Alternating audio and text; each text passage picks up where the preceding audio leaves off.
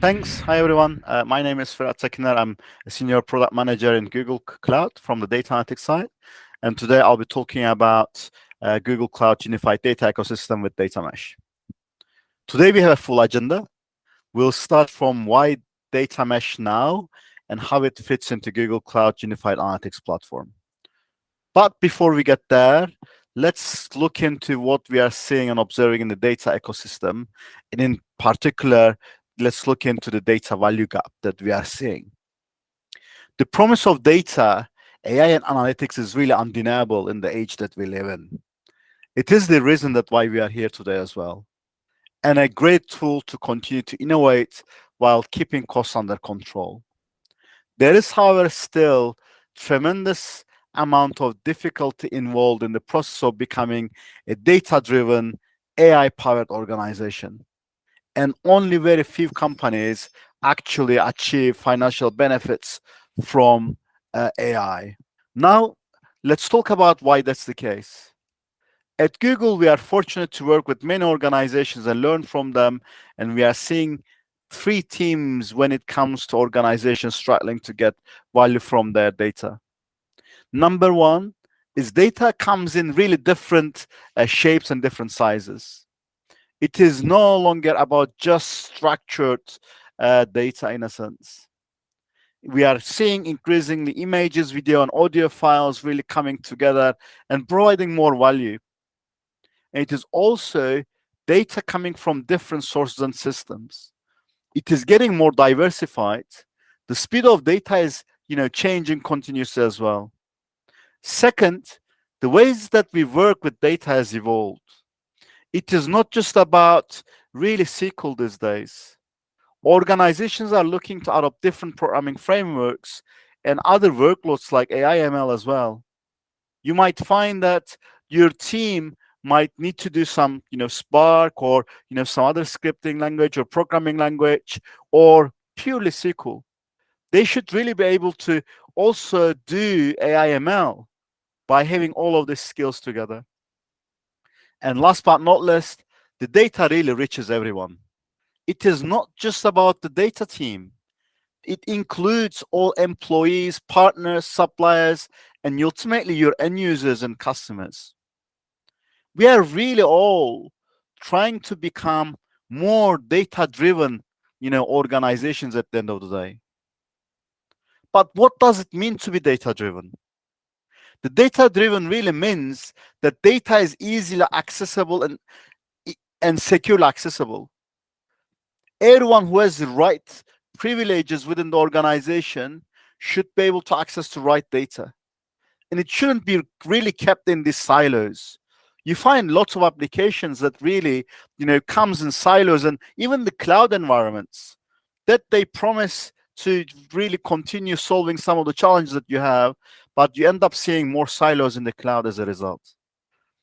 And also, data is leveraged to drive actionable results.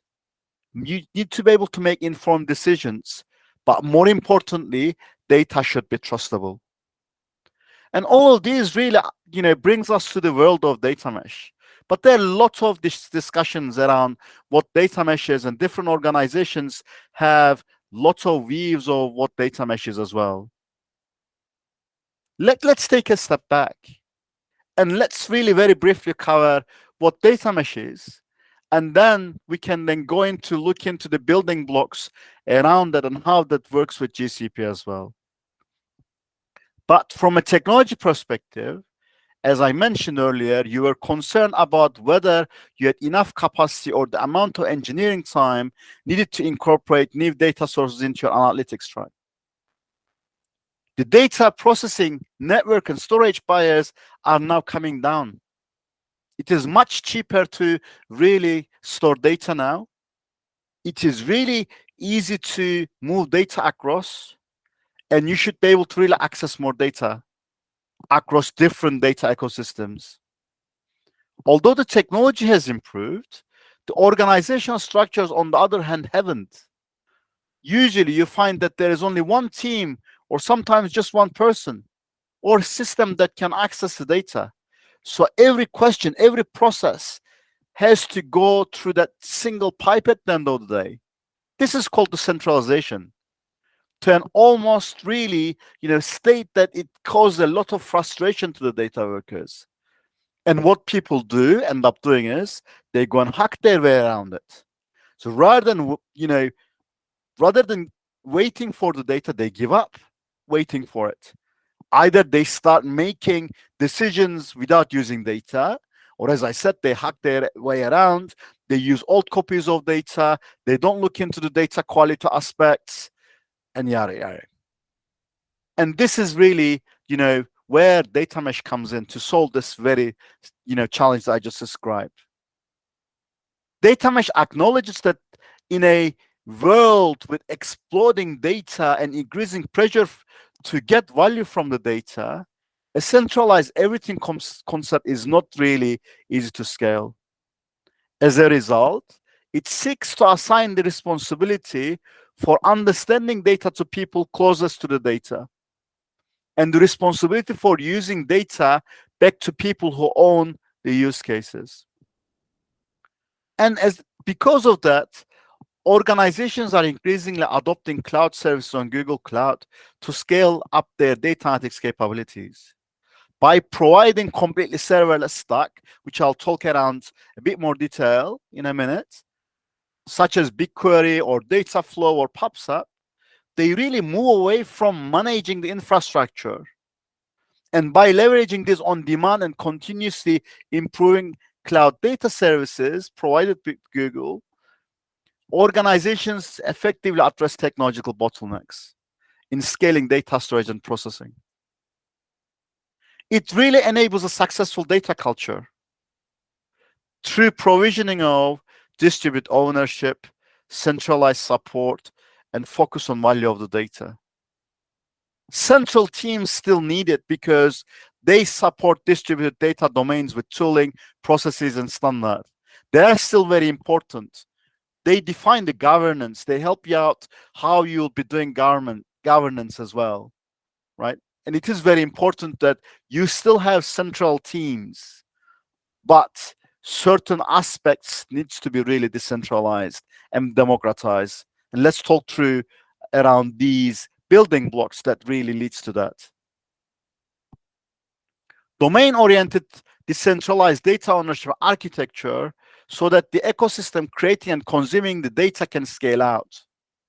This is the first building block of data mesh, so that the number of use cases and diversity of access models and such really increase autonomous nodes on the data mesh itself.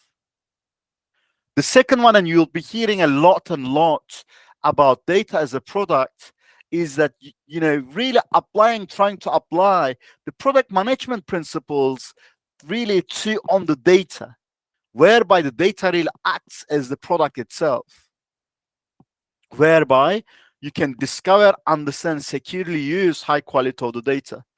There's a contract which that you need to follow to get the data, and you'll know that what you are going to get, that data that will help you to solve the business problem, which has been really the missing thing through the enterprise, data processing systems within the past 3 to 4 decades, right? And it is really important to have a self-serve data infrastructure as a platform. This allows the domain teams to create and consume data products autonomously. And it allows them to abstract and hide the complexity of building and executing data products. They shouldn't really go and see, and ask how much memory, or do I need another 10 terabytes of storage, or do I need another 500 cores to process this? It shouldn't be like that, really. They should really focus on getting value from data, coming back into the challenges that we outlined at the beginning. And also, it is important to have the federated computational governance so that the users can get value from aggregation, correlation of independent data products. The mesh is behaving as an ecosystem following global interoperability standards, standards that are baked computationally into the platform. And But this doesn't mean that everything is going to be distributed, as I mentioned, earlier. It is important that there's a central team which helps governing, telling which tools that would be available to create these as an overall, or governing that who are accessing this data at the end of the day, or who can access the data and such. But what are the technical capabilities required for data mesh as well? First and foremost, Google has been implementing data mesh for years, even before the concept was named, really. We have lots of internal teams that produces the data and other teams that consumes the data. But let's come back and look into each of them. You really need a serverless environment because it allows you to scale. When there are domains looking to create data products, it becomes much more important to have an easily scaled, highly integrated way of handling the data ingestion. This really leads to faster time to market and lower cost of ownership. Separation of compute and storage enables data sharing as well, by allowing concurrent access to data products for a multitude of workloads by consuming teams. For example, using BigQuery means even better native integration with consuming applications such as BI dashboards or training machine learning models, because you can just do that through SQL or directly by calling procedures and such, rather than having a bolt-on application onto it. But the better data sharing as a whole means a faster time to insight for the consuming teams. Also, it reduces data duplication. It improves the freshness of the data. And as a result, it improves the quality of the data as well. And automated data management provides a way for the central team to define and enforce policies that enables consumers to trust in the data and much more seamless data discovery and accessibility at the end of the day. And let's, with that, look into the key capabilities from a modern data cloud that you need to be able to create a real functioning data mesh, and not just staying as theoretical data mesh at the end of the day. We talk about the characteristics. You really need a limitless data. It really allows an organization to get most from all of their data across all of their workloads in a way that it will impact everyone. Ideally, this is done in a way that it is cost-effective, security-focused, compliant, and open. It really starts with being completely serverless. What does it mean to be truly serverless? It means that you don't have to worry about hardware, as I mentioned before, but it also means that you don't have to worry about the clusters and the sizing and the optimization and administration. Organization can really focus on delivering value and not on the infrastructure itself. The BigQuery serverless architecture takes full advantage of the same Google technical infrastructure that is used internally by Google to power some of the world's biggest websites and applications. It is a technology that has been tried and tested. And these are brought through a number of applications. BigLake is, for example, one of them. It is all your data types in one platform. Whether it is on the cloud or whether it is in another cloud or whether it is on-premise. For example, you can use Starburst Presto type solutions as well. If some of your data is on-premise, you can still bring this data with tight integration with GCP services. One of the things we are hearing lately from customers is to really have both best worlds for data warehouse and data lakes. I really spend a lot of time talking this with my customers. There's a week that I spend really without discussing whether it's a data lake or a data warehouse. This is why, after years of investment, we recently launched BigLake, which allows you as a storage engine that allows organizations to unify their data warehouses and data lakes together. And also, as I mentioned, you can go across multi-cloud through storage and other open formats as well. And this cross cloud data analytics strategy is one of Google Cloud's biggest differentiators. But at the same time, you really need a way to organize your data in a data mesh as well, and have the single pane of glass with a tool such as Dataplex to allow you to organize data and map your business, uniformly manage and govern your data, and access data from a variety of tools. And with that, let's look more into the architectural considerations and see what are the patterns that we are seeing, and what is really the right pattern as well to deal with some of this. For example, you might have different teams, right, accessing data residing different places. You might have a sales team and customer team and products data domain, all of them really separate places. Your data science team then comes and says that we want to build a customer churn prevention model. An analytics team comes and says that I want to visualize the breakdown of product sales per customer segment. Well, one solution might be that each data product has a copy of its needed data.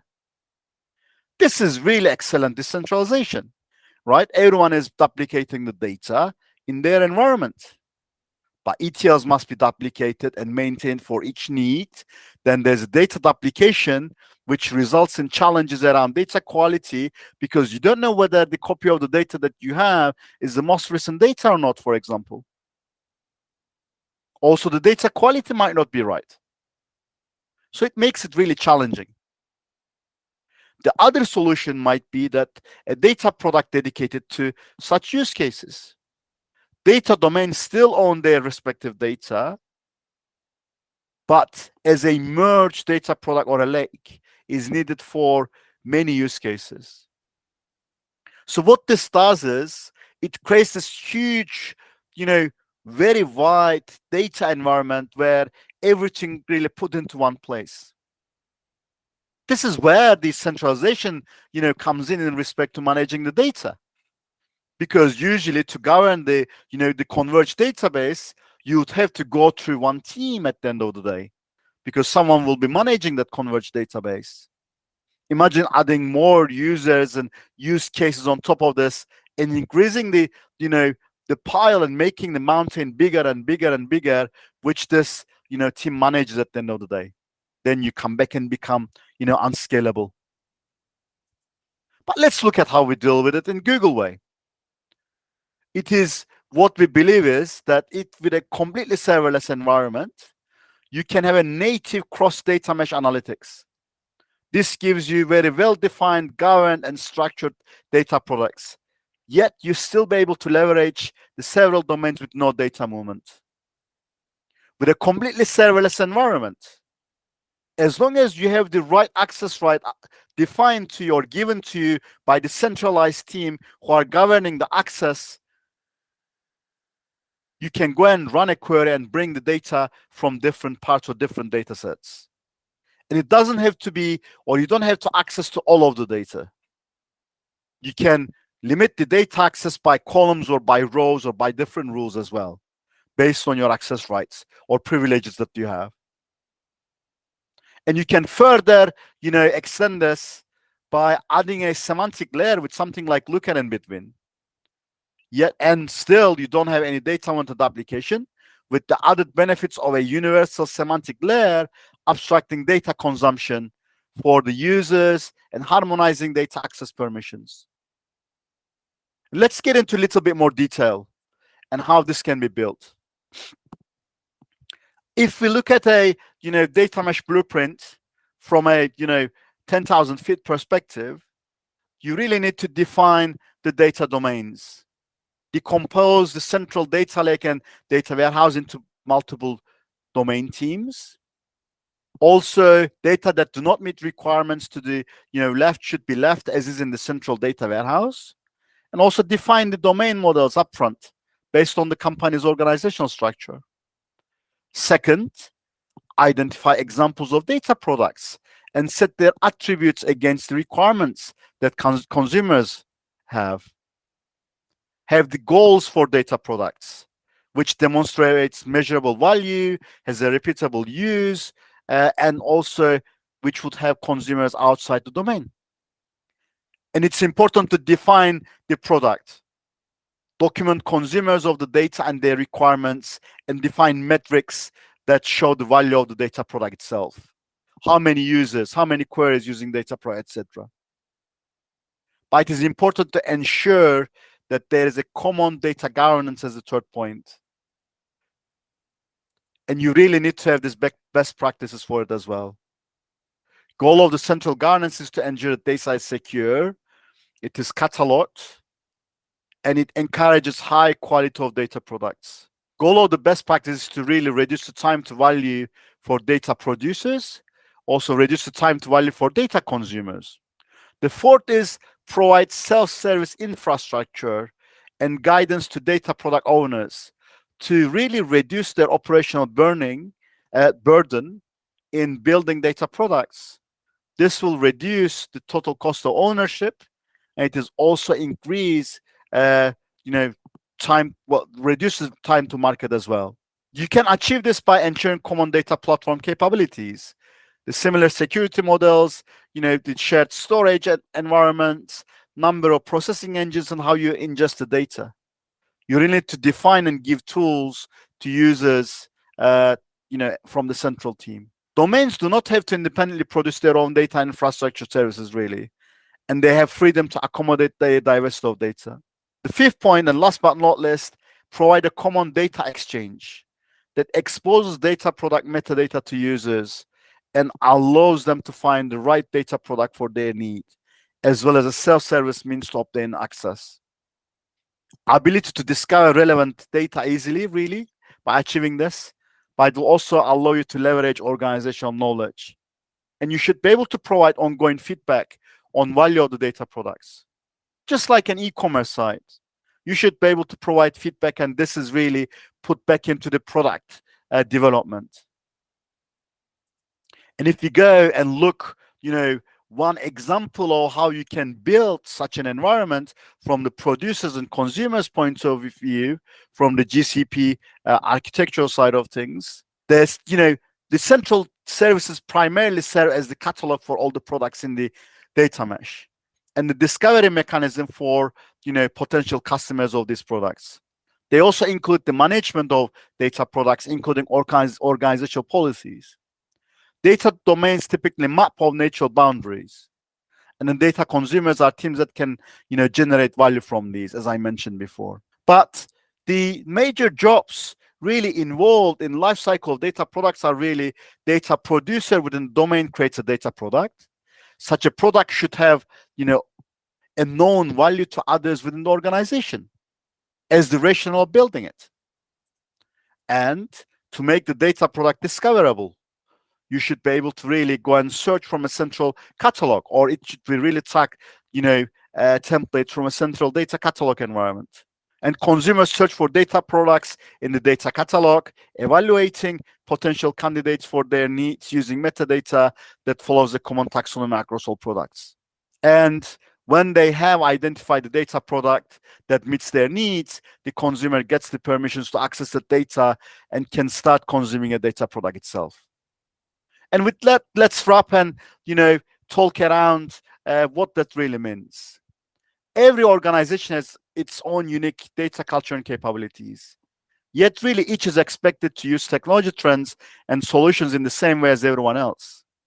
Your organization may be built on years of legacy applications, but you may have developed a considerable amount of expertise and knowledge. Yet you may be asked to adopt new approach based on a technology trend.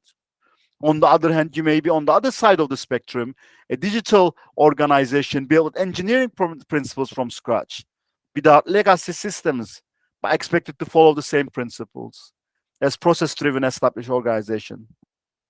The question is, should we treat these organizations in the same way when it comes to data processing? One of the things that we argue is that you really need to give, everyone what they're capable of and get the most out of them.